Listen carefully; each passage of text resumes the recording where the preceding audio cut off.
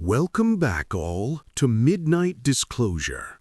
Tonight, you will be transported into a realm of enigma, astonishment, and silent unease as we reveal unusual UFO experiences and extraterrestrial tales that the majority of the world has never heard. So, recline, close your eyes, and allow your imagination to soar. This is not merely a tale, it's an experience, an opportunity to sleepwalk into the unknown, where each star may be a secret and each silence conceals something to be discovered. The nighttime desert is unlike anywhere else on Earth. The air is quiet, the sky immense, the stars sprinkled like gems across a sea of black velvet. And within this quiet, individuals have, for generations, witnessed unexplained lights that move in ways no known aircraft has any right to. Quiet forms that fly, hover, and disappear in the time it takes to blink. Take, for example, a tiny village in southern France, 1967. Farmer Maurice was closing his shutters when he saw a pale blue light over the vineyards. Initially, he thought it was the moon rising above the mist, but then the light came down, slowly, quietly, until it hung just over the vines. Maurice explained the air was thick, electric, as if a storm was brewing. The vehicle, no bigger than a car, hugged the air a few feet off the ground.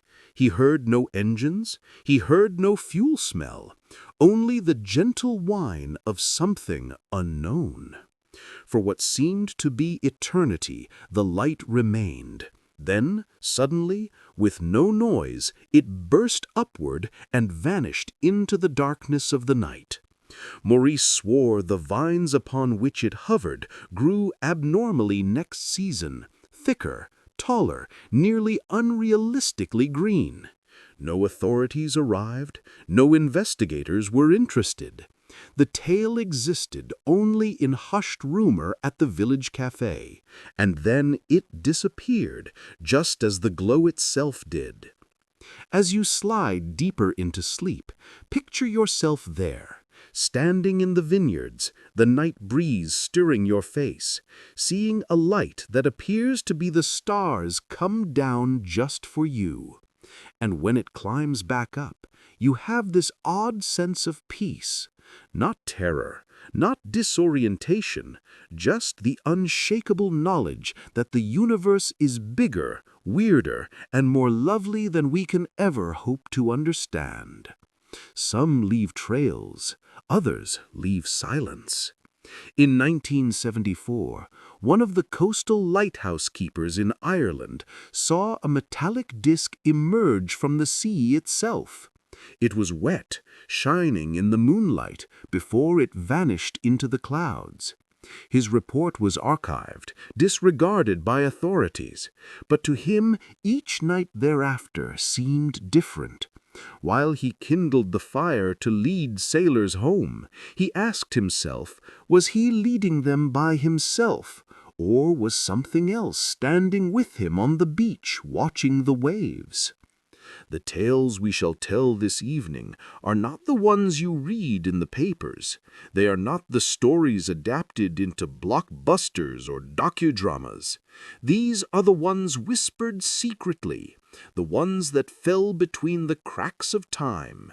Tales of uncommon meetings, buried in files, shared in hushed tones between neighbors, or locked away for fear of mockery. And yet, each is imbued with the same resonance, that humankind is not solitary beneath these heavens. So sleep tight, because tonight, when you drift off to sleep, you'll take these whispers with you, the kind that bind us not only to one another, but maybe to something miles beyond.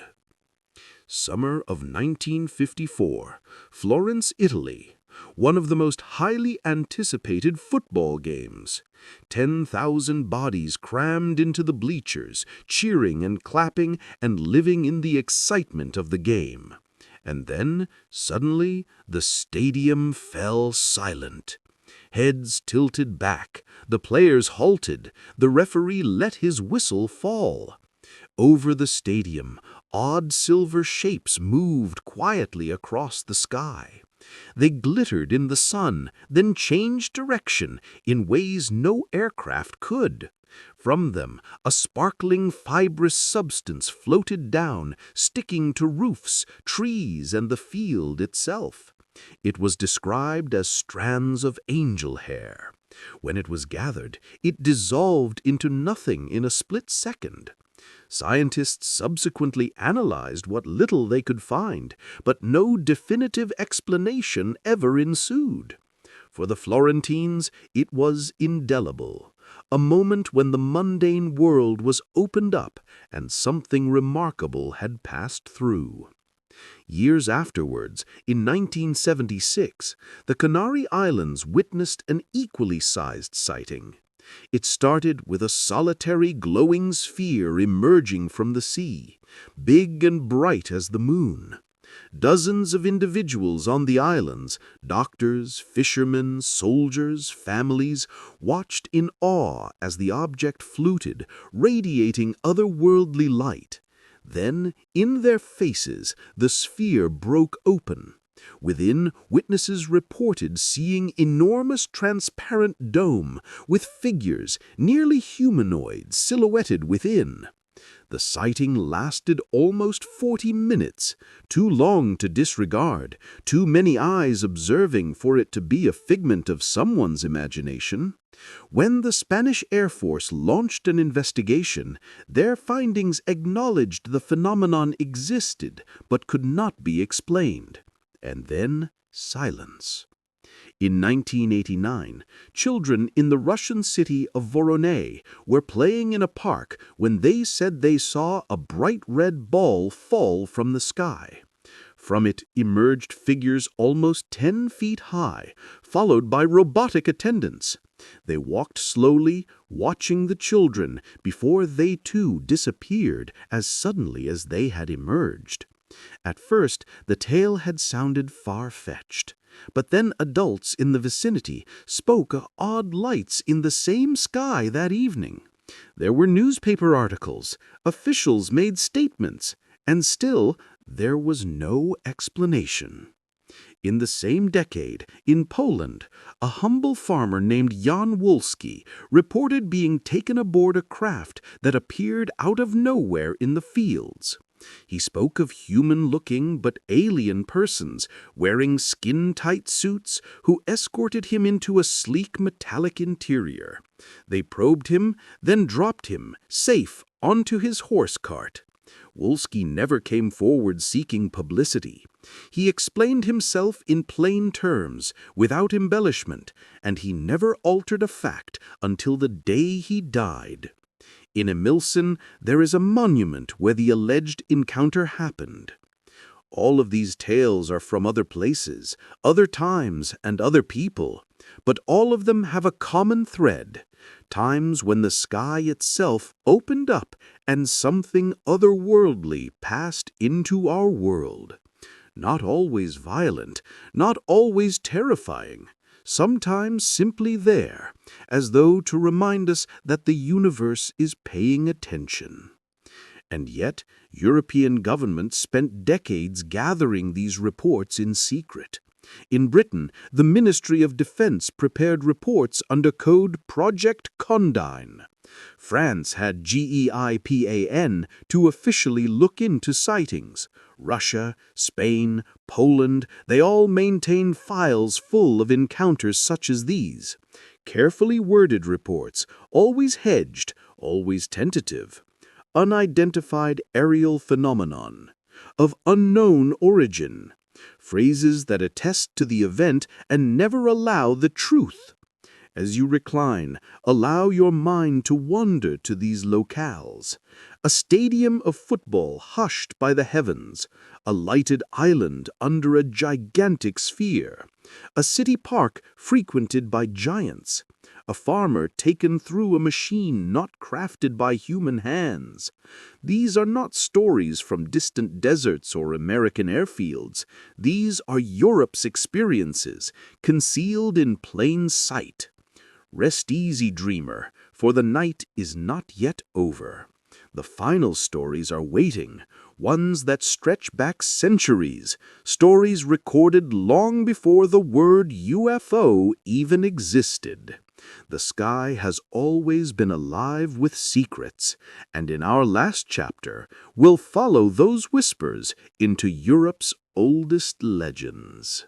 Centuries prior to the modern era, individuals throughout Europe gazed up at the heavens and documented what they observed.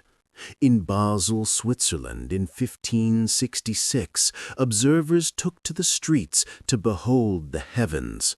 Afore them, black and red orbs were seen moving in the firmament, shooting this way and that as if engaged in combat. Witnesses documented the spheres colliding and dispersing, only to disappear instantly into the light of dawn. To them, it was a heavenly sign. To us, it eerily resembles a UFO sighting centuries earlier than the term even entered the vocabulary. Flash ahead to September 1990, Greifswald, East Germany. Thousands of Baltic coast residents halted and gazed as glowing spheres floated over the water. They did not quickly disappear. They lingered, hanging in formation, slowly rearranging themselves into patterns as if manipulated by an invisible hand. Teachers and students, fishermen and soldiers all witnessed the same thing. There was no scheduled military drill. No orthodox explanation ever applied. For close to an hour, the sky was filled with light, and then, as if content, the spheres melted into the blackness. One of France's best cases occurred in Aix-en-Provence in 1981. An individual noticed a strange sound in his garden and looked out and observed that a metallic object was lying on the ground. In the blink of an eye, it took off and disappeared, with only burned traces left in the ground. Authorities came on the scene, took samples, and examined the flora. Lab tests revealed chemical alterations in the plants, as though irradiated or energized like nothing normal. As opposed to the majority of tales, this one left behind evidence still not fully explained today. But some of the oldest encounters may not be buried in police files or government memos. They are buried in Europe's myths. In Ireland, the Tuatha De Danann were spoken of as mysterious creatures who came down from the heavens in ships of light with knowledge in hand. In Greece, gods weren't merely spirits, but radiant creatures who came about in chariots of light and fire. Such stories might seem mythical, but what if they were remnants of something other than myth? Suppose ancient folks told us what they witnessed using the only vocabulary they possessed. Throughout history, throughout nations, the trend does not disappear. Lights hovering, craft that descend, entities that observe, proof that defies explanation. From Switzerland's heavenly combat to Germany's luminous spheres, from France's charred garden to Ireland's radiant ships, Europe's heavens have never been void. And now, as you release your breathing to become slower, envision lying under the same skies. Visualize the stars above, still and timeless, containing secrets in their illumination. the same skies that surveilled Basel in 1566, that radiated over Greifswald in 1990, that brushed up against the earth of France in 1981. The same skies that have forever whispered to those who would look upwards. Tonight you are among that same tale, another dreamer swept on starlight into the unknown. So sleep now, dreamer, let the night embrace you. Let the murmurs of Europe's encounters lull you to sleep. The skies are full of secrets, and they will wait for you, always. This is Midnight Disclosure.